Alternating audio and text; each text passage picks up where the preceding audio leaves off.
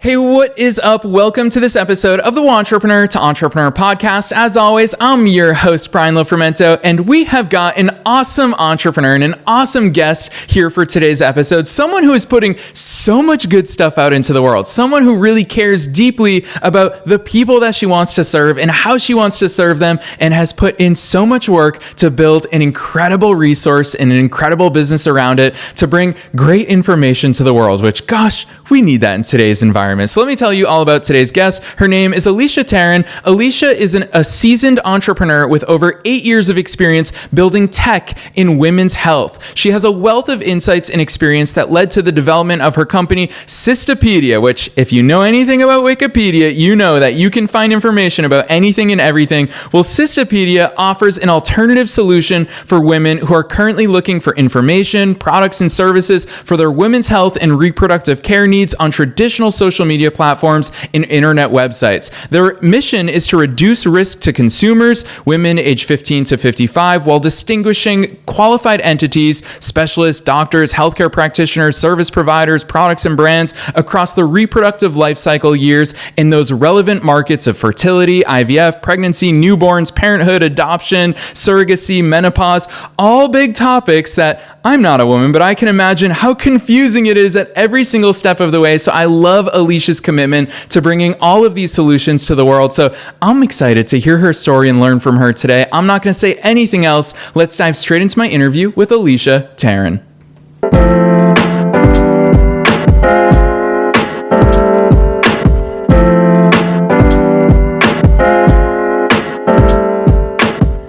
All right, Alicia, I'm so excited to have you here with us today. First things first, welcome to the show. Thank you so much. It's great to be here, Brian. Thank you for your time. Heck yes. And the fact that you're doing this, thank you for doing it. 7 o'clock in the morning, local time for you. I'm excited to hear your story. So you've got to take us beyond the bio. Who's Alicia? How'd you start doing all these amazing things? Oh, gosh. It's basically everything that I've ever done is coming into Sistapedia, every experience I've ever had as a woman going through fertility and IVF treatments, and as a mother and a parent and someone who will soon experience perimenopause and menopause, the next stage of the fertility and reproductive health journey.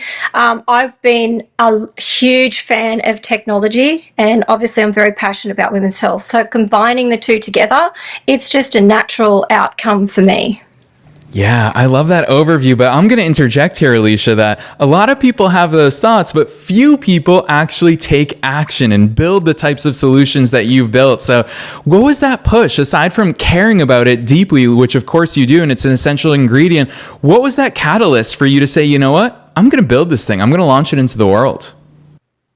I'm a doer. I do take action. And a lot of people do just talk about the issues and the problems, and a lot of the events and the women's health talk events that I go to, it is just a lot of talk about the issues and the problem. And I think being a doer, it's your nature. I really believe that, and entrepreneurs take action. We see what needs to be done, we solve problems, and we take action.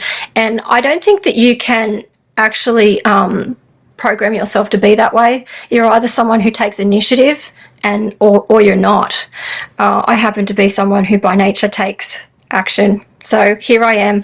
I know how important it is for women to have their own platform. There's about 2.2 billion women worldwide who are in our age bracket going through all of their reproductive health issues, and there's a plethora of them, and they're completely underserved, and I have to take action to help them. I absolutely have to. You cannot ignore it. We need help. Women need help. Yes, Alicia, you know what? It's something that I always say and believe about entrepreneurs, is that so much of it feels like an obligation, a duty for so many of us. And I love to hear how much that shows up in not only just the way you are, but it sounds like in your DNA. It's something that I always love thinking about, the entrepreneurial DNA. What I wonder about Sistapedia, because I've gone through it, and you have such a depth and breadth of information and resources for the people that you're serving in there. And my question to you is, when you thought about the landscape of women's reproductive health and the information and resources surrounding it, there's so many different ways you could have gone. Talk to us about the solution that you came up with, Sistapedia, and how you settled on this being the vehicle through which you want to serve the world.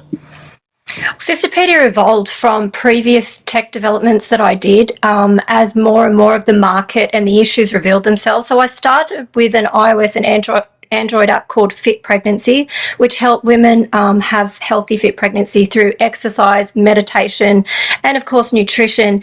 And then with my own experiences of fertility and IVF, I had first round IVF success twice, which was unheard of, especially for someone my age apparently.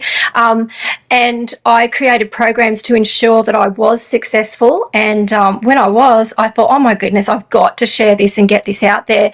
So basically, the development of those technology products have continued to open up my eyes to more and more of the market and more of the needs of the women that are out there. Sistapedia has been a natural, organic process of evolution for me personally with my own reproductive health journey and technology-wise. Like I absolutely love technology. I love what it can do for the world, and I'm obsessed. So yeah, Sistapedia is actually just the next step in my own evolution as an entrepreneur, as a tech entrepreneur, and with women's health. Yeah, from one tech geek to the other, I love the passion that you have for that type of solution as well. It's cool. I mean, I realized it when I started my first business as a 19-year-old. It was a soccer blog at the time, but I quickly realized we grew to 3.5 million readers a month, and I was just an American kid in my dorm room.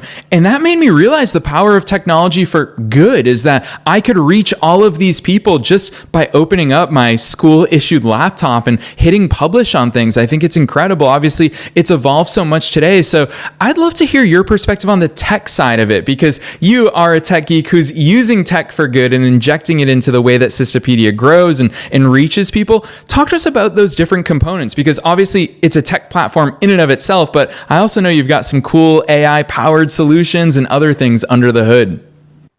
Yeah, so we use AI verification for qualifying educational qualifications, industry requirements for products and service providers and so forth. So we're using technology to make sure that we have a safe trust environment for our community members. On the part of Sisters, we offer free ID verification because we want to tackle the equity healthcare issue.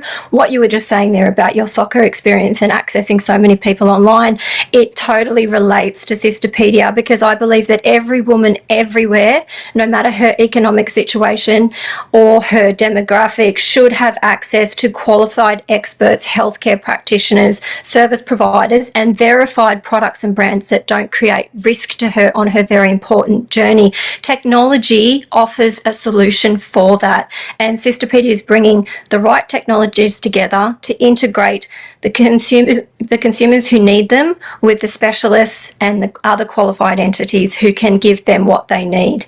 We're very different to other social media platforms and the internet because we're creating our safe trust environment from the ground up.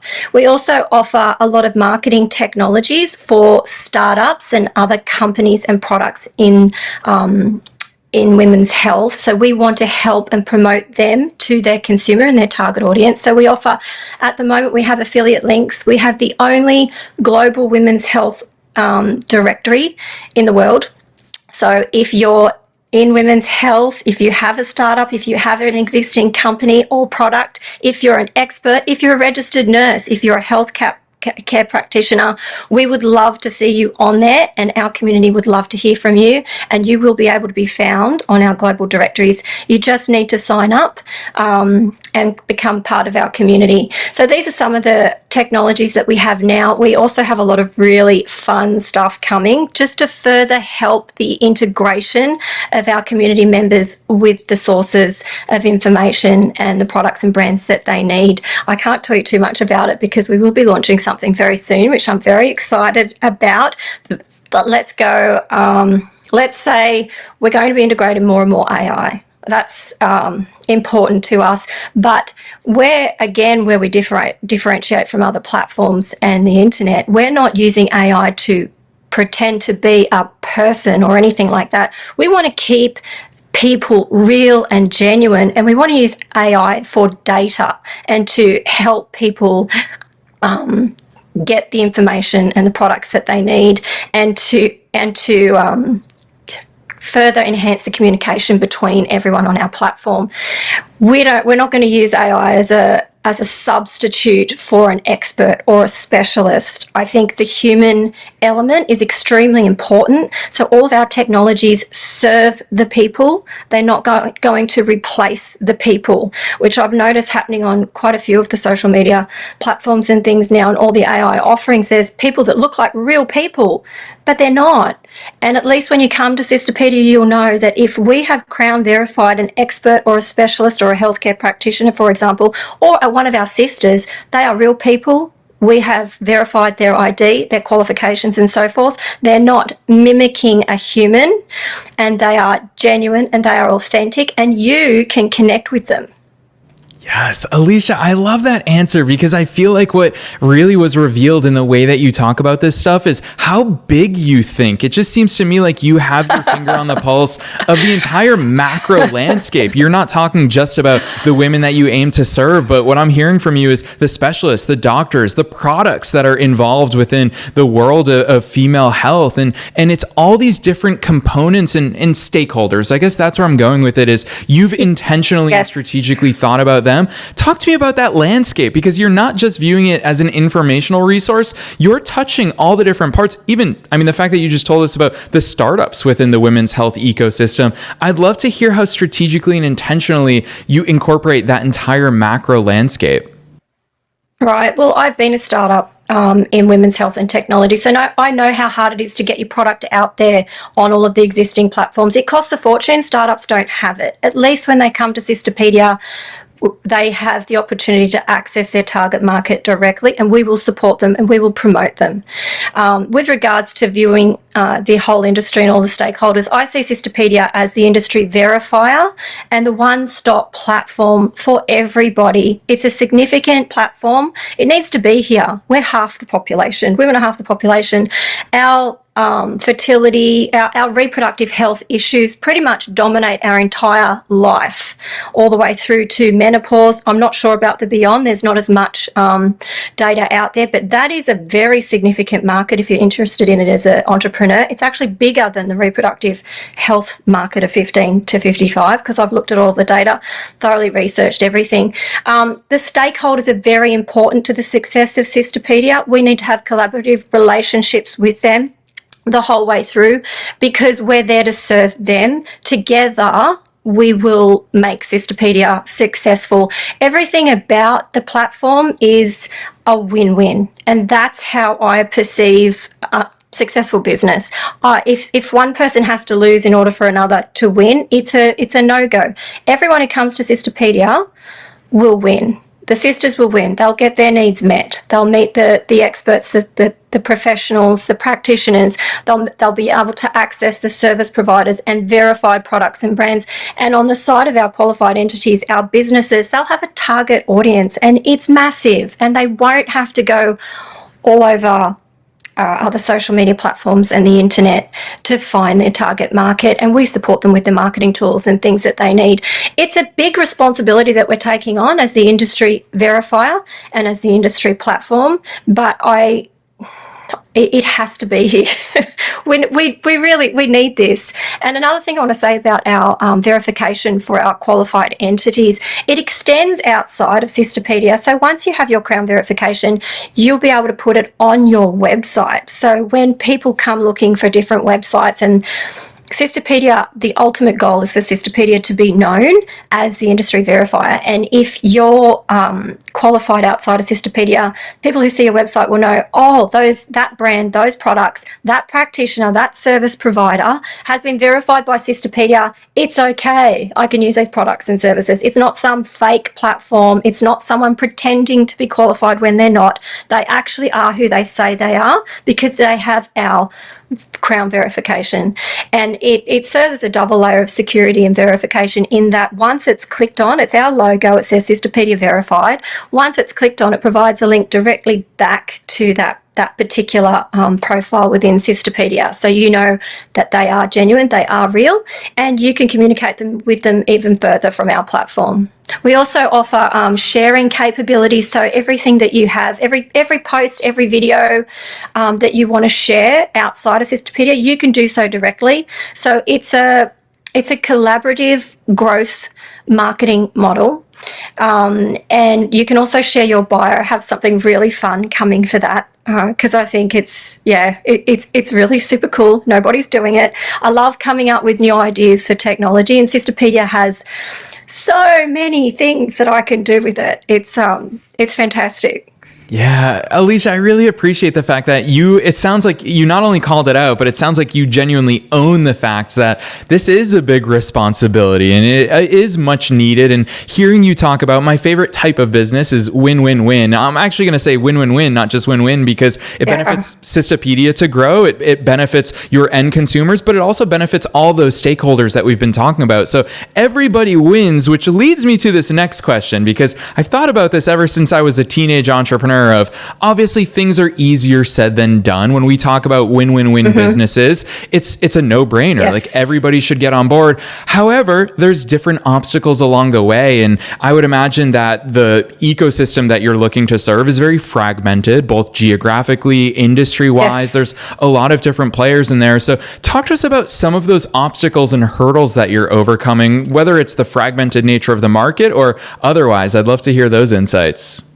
Yeah, so we're getting to know our community and our stakeholders by attending events like the Women's Health Innovation Summit, which we recently attended in Boston. We got to meet a lot of incredible women entrepreneurs and people who are very active in the space and big players. So big brands like Hewlett Packard Enterprises, Alpha 3 Cloud. We were very lucky to present to them personally, and they love what we're doing. So they have decided to sponsor Sistapedia with some technology and cloud services. So I'm really pleased to say that. They're very keen to help with female entrepreneurs, and they're very keen to help the women's health industry. So they're great active brands. We're also, we're reaching out to people all the time and onboarding them as much as possible. We're promoting Sistapedia through the traditional methods as well. LinkedIn has been very good for us, a very good way to connect as well, but primarily getting to know people personally by attending the events where they are present, and saying, hi, we're Sistapedia, we're here to serve, we'd love to collaborate with you, that kind of thing. And letting people know we're not a competitor. We're not here to compete with anybody. We're here to make your experience with your target consumer from the B2Bs as easy as possible for you and to help you be successful. So we're not just there as the industry verified. We're there to facilitate all transactions and information exchange. And we're just getting started. We've got some tremendous capabilities already, and the vision is big. The vision is big, and it will change. As you know, when you get involved in something, you can set out to do a certain thing. Like I set out to build women's health apps. I had no idea it was going to transform into something like Sistapedia, but it has, and it's continuing to do so. And I see this as a generational platform to help women throughout their entire reproductive lives, and then their daughters and their granddaughters, because it's so significant, the issues that we face, and having a platform like Sistapedia throughout your reproductive life is just incredibly valuable. So my issue as an entrepreneur is I see it in its entirety already, and I get slowed down with having to build the technology and do step by step and manage it all along the way. And as you know, there's just so much that you have to take care of all the time. But the vision is very strong for me, and I have to manage my own frustrations with the pace sometimes. I know you've had experience with building technology with digital marketing. That was your background, wasn't it? Your background's yes, digital marketing. Correct. Yeah, when you talk so patience. Oh, it gets tested, right? It gets really tested. And then the problem as well is sometimes communicating with engineers, because I'm very hands-on with everything I do. So I like to manage everything. I do all the creativity. I do all the UI.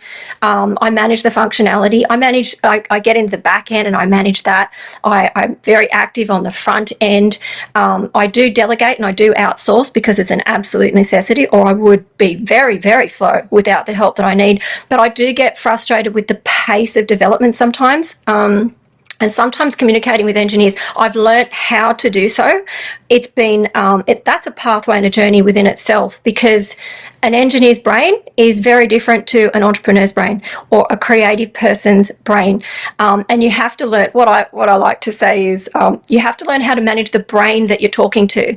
And so I very quickly figure out what kind of brain I'm talking to, and then I know how to communicate with them effectively. And that's been a skill set that I've learned along the way as well. It helps a lot when you know the brain you're talking to. Yeah, I love that, Alicia. Especially because, speaking of the brain that you're talking to, I'm going to publicly call you out for this, is that we all know it's so clear that you love women's health and you are serving that market so deeply and importantly. We also know that you're a tech junkie, but the thing I'm going to call out is you also have a brilliant business mind. I know how much you think strategically, and we can talk about how big you think, and we can talk about how intentional you are, and I so admire all of those traits about you. So I'm going to ask you this question, because on so many business podcasts, I feel like a lot of people listen to and they think, well, everything's figured out. And the truth is, we're always evolving. And I think that you've been so transparent in that. And I know that a year from now, 5 years from now, Sistapedia is going to continue to grow and evolve as it reaches more people and as it works with and partners with all the different stakeholders we've talked about. So what are some of those revenue opportunities that you think about? Because I know personally, having been on your website, accessibility is a core value for you. I love the fact that I didn't create an account, I didn't log in, and I can benefit from so much of the valuable information you put out there. So Alicia, knowing that you think so strategically and intentionally, what are some of those revenue streams and sources that you've already been thinking about or implementing or have an eye on for the future? Yeah, sure. So we've identified 7 on the platform so far, and we will integrate them as we go along, as the community develops and at the right time. So at the moment, the first revenue stream that we have is the Crown verification for our qualified entities. So we don't charge our sister community. I want to maintain a free platform for them because we're helping to tackle the equity healthcare issue. So it makes sense for us to charge the B2B, the companies, the brands, the healthcare practitioner service providers for their Crown verification, and that will be a subscription model. And the second revenue stream that we have already on the platform is sponsored ads with affiliates. So that's how we're forming our relationships with our stakeholders in the industry as well. So we offer a sponsored ad place with an affiliate link to their platform, and they get to have the exposure with our platform and be affiliated with the women's health and reproductive care platform. So it's a big journey that we're on together, but without their support and with the Crown verifications, then there wouldn't be any revenue. So we need those revenue streams to build and to keep going. And then obviously when we introduce more premium technologies for our B2B and our not with our sister community, like I said, everything will be free, but premium subscriptions will come into play for our qualified entities. We also will at the right moment introduce ads on the platform that are specific to our user and their journey. And this is where the AI technology comes in as well, because everything for each individual consumer will be specific to them. So for example, if you're a mother and you've just had a baby and you're looking for newborn products, then our data will show us that, and we will only show you ads that are relevant to you with those products. And then down track as well, we'll be looking at data monetization. But there were 7, I think I only mentioned 4, so I'm missing a few there for you. Alicia, I will say that level of transparency, it's so rare in the world of business, and I so appreciate that. And I really love how much you stick to your core values, even in the way that not only you implement your revenue streams, but the way that you're talking about the progression of those and how you want to continue to keep it free. It's something that resonates deeply with me. It's a mission that I've been on. I remember when I started my first business, I come from an immigrant immigrant family in the United States. I didn't know any other entrepreneurs. No one in my family was entrepreneurial. I had to work so hard for everything that we built here. And for me personally, when I started, I thought to myself, I wish I could tune into like the most amazing entrepreneurial conversations, totally unfiltered and transparent. And that's what we've done here. And I see so many similarities in the way that you operate and your mission of bringing all of that to everyone in the world. And I can say firsthand, this podcast reaches people in over 150 countries. It's incredible what we can do, not only in our local areas, but worldwide. So huge kudos to you, Alicia. And along those lines, I want to tap into your executive mind because it's clear that you think big. We've already talked about that. I also know you think very much in the future. So what does your executive time look like? You painted such a clear picture of what the finished product of Sistapedia looks like. Is that something that you visualize? Do you sit down by yourself weekly and just say, okay, this is my executive time? What types of questions do you ask yourself? I'd love to hear some of those insights. You're asking how I manage myself with all of this. I keep lists. I keep lists all the time, and you wouldn't believe all of the sketches and the things that I have. When I get that creativity mode and I need to map things out, I'll sketch it out. I'm not sure if you've heard of mind maps. Alicia, I love mind maps. That's like one of my favorite ways to just get it all out there. I use mind maps and I back them up with lists because every day I have a running to-do list of the things that I need to take care of. And I love crossing things off. So it makes me feel really good when I've got all these crossed out things that I've done because I'm forever adding to it. But the mind map is really important to me. And what's really fun is when you go back in, like I have these big sketch pads that I use, and it's really interesting when you go back and you can see what you were thinking back then and how it's evolved, and it's absolutely amazing how accurate it seems to be, even though when you're in it and you're doing so many things and you can feel like, oh, I've got to do this, I've got to do that, I've got to do that, and it's not specific to that, but that mind map, it keeps growing and it keeps showing up. Like that's in here, and that comes into the subconscious quite a lot, and it makes sure that everything that I'm doing is in alignment with that broader, bigger vision. But it's so fun when you create those mind maps. It's just, let's get this out there, and well, you've used them yourself, so you know. And then, like I said, I have the lists. I have the lists that keep me going, and I have obviously my calendar and all of the other technologies that we use today that seem to own us. It's a lot. Yeah, the thing I love about mind maps, Alicia, is it's organized chaos. Yeah, because I know all of the webs, you can just create so many different webs and they all feed off of each other, and they're all somewhat related, or you can go on a complete tangent. Yeah. It's incredible. Honestly, I'm such a big fan of that. But the one thing I'm not a fan of, one place where we differ, Alicia, is you and I talked about this off the air. You are for sure a morning person. As soon as you said 4 a.m., I thought to myself, I'm in bed by 4 a.m. every single night. Talk to me. Total night owl here, Alicia. Talk to me about those habits, because I know that as a doer, you are someone who does have those habits. Talk to us about what that routine looks like.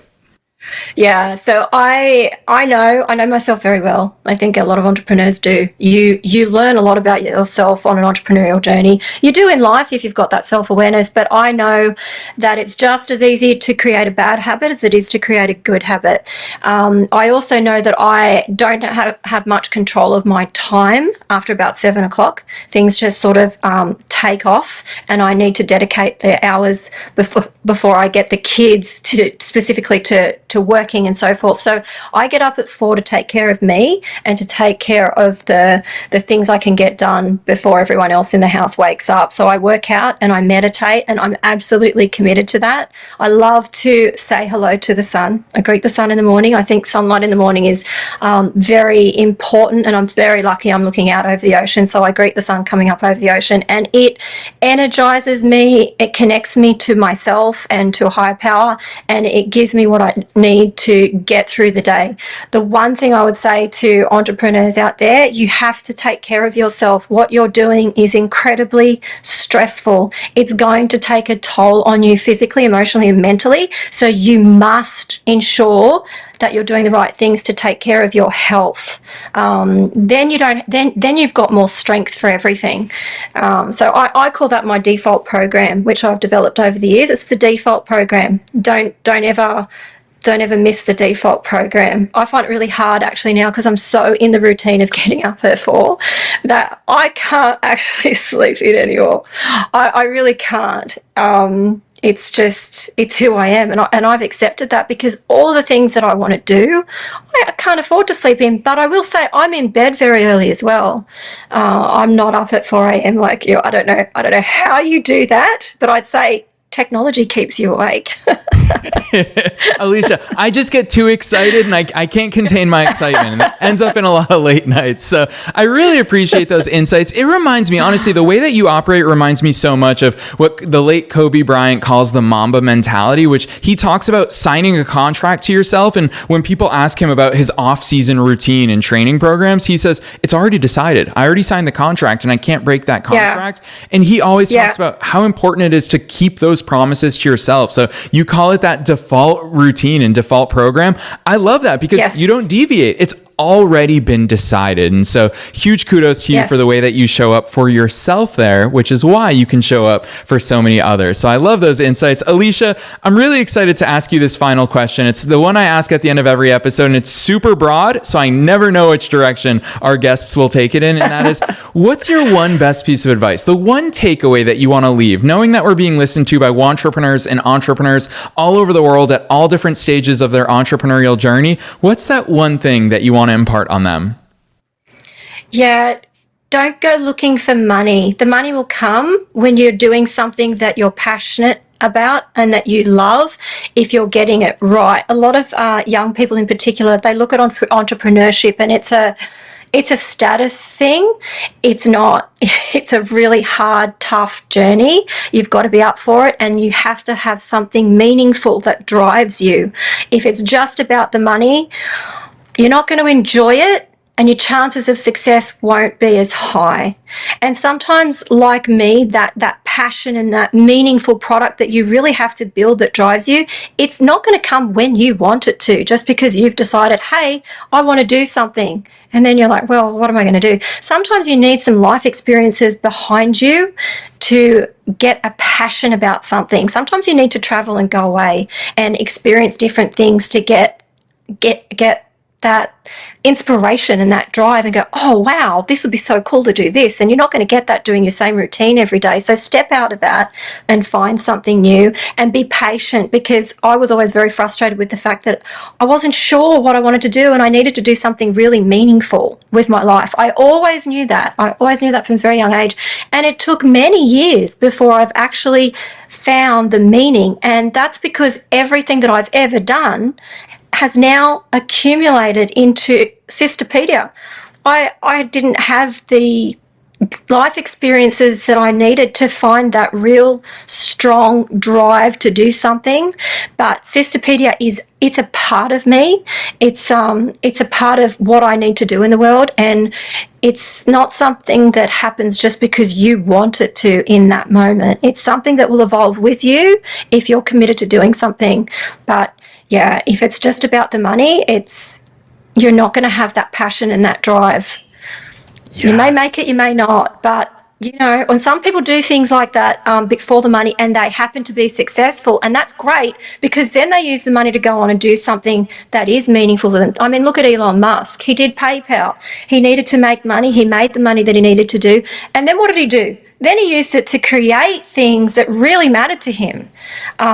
And so that is something that you can do, but the chances for most people of finding something just because they want to make money in an area, you need that passion.